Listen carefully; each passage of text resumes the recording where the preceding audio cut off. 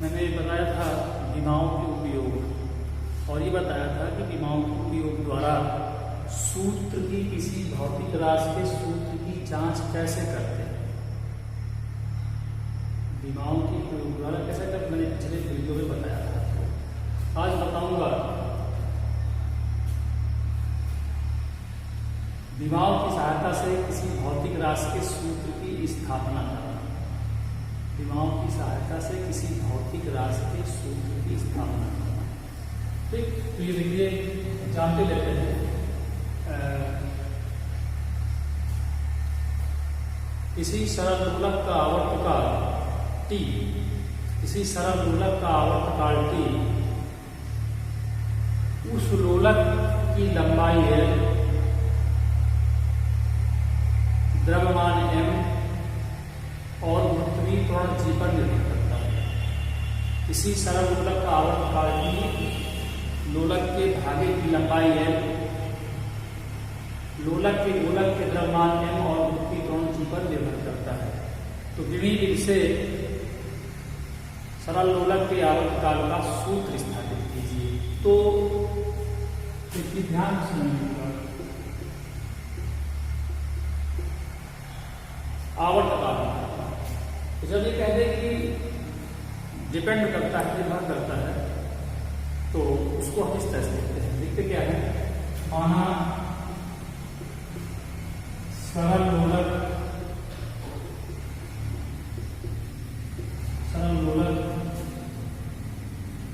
का आवर्तकाल t, लंबाई L की धीमी घात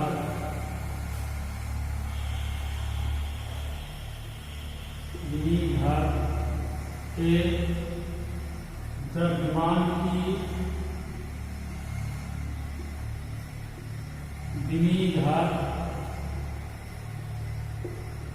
d तथा पृथ्वी त्वरण g की धीमी घात c पर निर्भर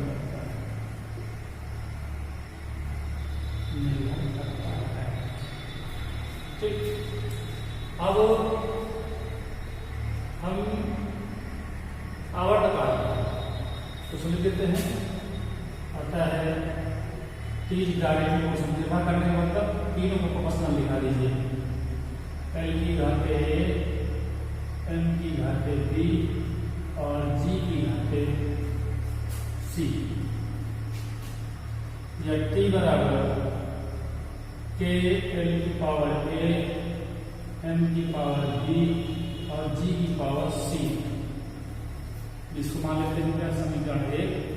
और K का क्या है, K एक विमाहीन नियतांक है। K एक विमाहीन नियतांक है, ये ठीक। अब देखिए इसके बाद क्या करते हैं, इसको आपने समीकरण 1 माना है, उसके दोनों पक्षों की विमाएं लेते हैं।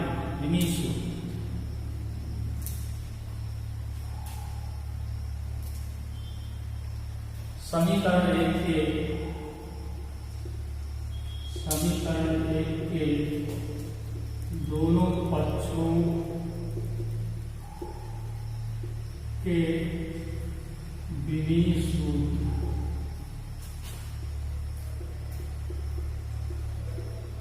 लिख लेंगे। तो ठीक है, क्या हो गया, ये हो गया।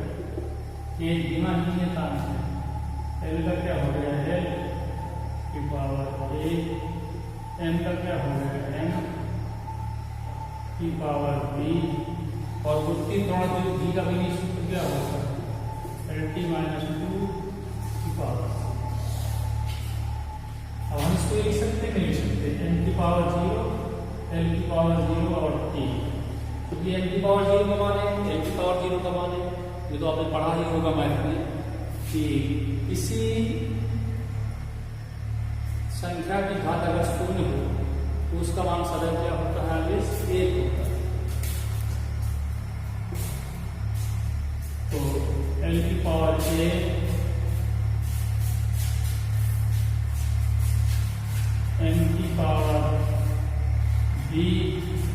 एल की पावर सी और टी की पावर -2c, एम की पावर 0, एल की पावर 0 टी। देखिए घातें हो जाएगी, एल की पावर a प्लस सी हो गया, एम की पावर b हो गया और टी की पावर -2c। दोनों पक्षों की घातों की क्या करते हैं, दोनों पक्षों की गिनी घातों की तुलना करने का, घातों की तुलना करने का, कर लीजिए तुलना भाई। यहाँ एल की पावर क्या है, a प्लस सी, और यहाँ क्या है 0, यानी a प्लस सी बराबर 0। समीकरण क्या है 2 मान लीजिए। यहाँ m की पावर डी है, इधर क्या है 0, b की पावर 0, यहाँ -2c है और यहाँ क्या है a है, -2c बराबर a, तो c बराबर -1/2। ठीक, अब इस c के मान को उठा के यहाँ रख दीजिए समीकरण 2 में। c के मान को समीकरण 2 में रखने पर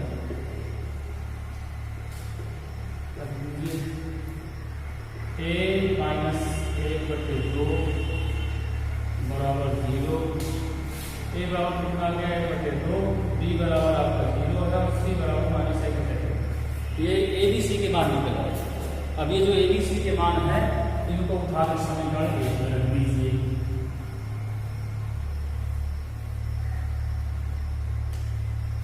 a b c के मान 1 में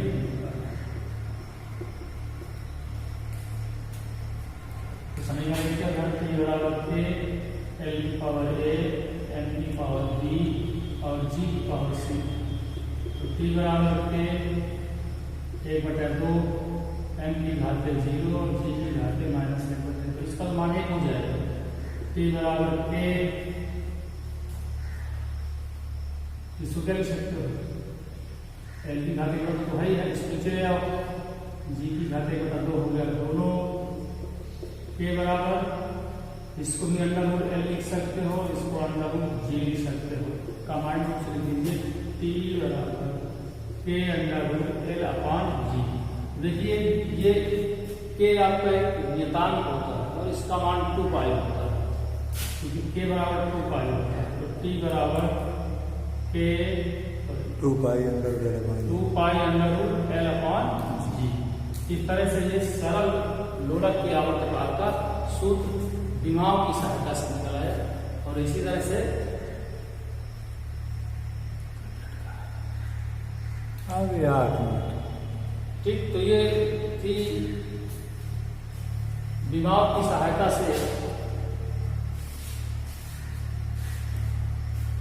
किसी भौतिक राशि के सूत्र की स्थापना करना। इस तरह आपको बहुत सारे एग्जाम्पल बुक में मिल जाएंगे, आप उनको करने का प्रयास करें। अब तीसरा पॉइंट हम लेते हैं,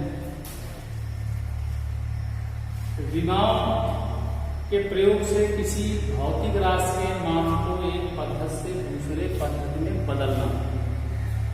विमाप की सहायता से किसी भौतिक राशि के मान को एक पद्धति से दूसरे पद्धति में बदलना।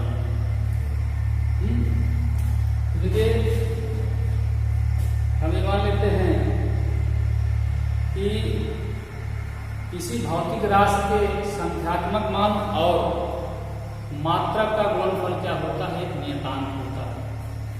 ठीक है, किसी भौतिक राशि के संख्यात्मक मान और मात्रक का गुणनफल एक नियतांक होता है। तो मान लेते हैं कि एक पद्धति से दूसरे पद्धति में बदलना है। मान आपने 3 पद्धतियां पढ़ी होंगी, PMKS metre kilogram second, CGS centimetre gram second और तीसरी होती है FPS फुट पाउंड सेकंड। ये 3 पद्धतियां आपने पढ़ी। तो मान लीजिए जैसे कि 45 किलोमीटर पर घंटे की चाल है और इसको मीटर पर सेकंड बदलना है तो कैसे बदलेंगे, या 1 न्यूटन है इसको डाई में बदलना है तो कैसे बदलेंगे, या 1 जूल है तो इसको आर में कैसे बदलेंगे। ये सारी चीजें जो है आपको विमाओं की सहायता से आप निकाल सकते हैं, बदल सकते हैं। तो देखिए, मान लेते हैं किसी भौतिक राशि का पहली पद्धति में संख्यात्मक मान n1 है और मात्रक क्या है u1। पहली पद्धति में बताया, पहली पद्धति में किसी भौतिक राशि का संख्यात्मक मान u1 है तो n1 है, और पहली पद्धति में संख्यात्मक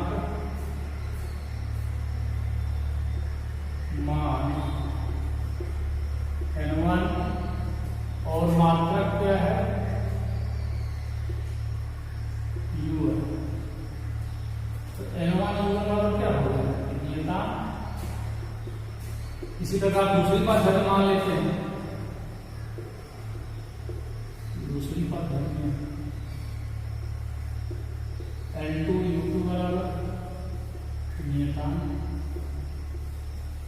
या n1 u1 बराबर क्या हो जाएगा, दोनों नियतांक के बराबर है n2 u2।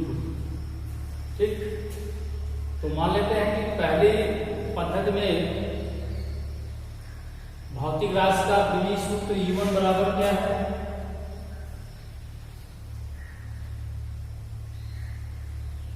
पहली पद्धति में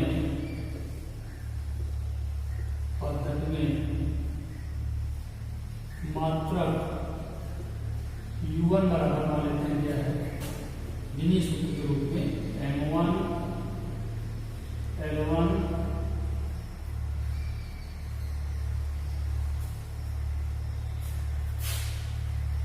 तो ये मतलब देखिए, इस प्रकार से दोनों पद्धतियों में जो उनका मान है क्या है, आपके बराबर निकला है, तुलना करवा दिया। मान लेते हैं कि भौतिक राशि द्रव्यमान की विमीय घात, द्रव्यमान n की विमीय घात a, लंबाई l की विमीय घात b और समय t की विमीय घात c पर निर्भर करती है। तो भौतिक राशि का विमीय सूत्र क्या होगा, भौतिक राशि का विमीय सूत्र क्या होगा, m पावर a l की पावर b और c की पावर c।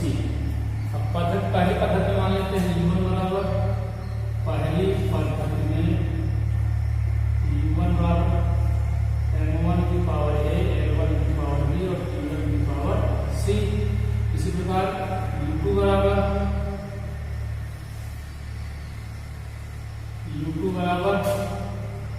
क्या हो जाएगा, m2 की पावर a, l2 की पावर b और t2 की पावर c।